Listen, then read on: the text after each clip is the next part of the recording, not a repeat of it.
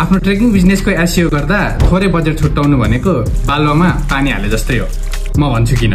Trekking in Nepal, Everest base camp trek, Annapurna circuit trek यस्तो high competition किवर्ड्सहरुमा rank भइरहेको वेबसाइट्सहरुले कम्तीमा पनि 5 to 15 इयर्सदेखि एसइओमा इन्भेस्ट गर्दै आएका छन्।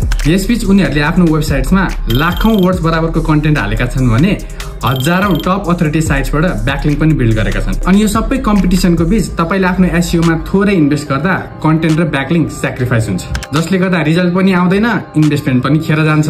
सो अब कति इन्भेस्ट गर्ने त? यसको सिम्पल एन्सर चाहिँ हजुरलाई जति छिटो रिजल्ट चाहिएको छ इन्भेस्टमेन्ट पनि त्यही लेभलको गर्नुपर्छ। हाम्रो एक्सपिरियन्स अनुसार per month 50,000 to 1 lakh invest गर्दा 12 to 24 मन्थ्सको बीचमा इम्प्रुभमेन्ट देखिन थाल्छ भने per month 1 lakh plus invest गर्दा 12 मन्थमै राम्रो इम्प्रुभमेन्ट नोटिस हुन थाल्छ। जति राम्रो एसइओ गरे पनि थोरै बजेटमा छिटो र्याङ्किङ भने आउँदैन। हजुरलाई सजिलो पार्न मैले ट्रेकिङ कम्पनीजको लागि एसइओ बजेट प्लान रेडी गरेको छु। त्यो प्लान फ्रीमा चाहनुहुन्छ भने कमेन्टमा एसइओ फर ट्रेकिङ लेख्नु होला।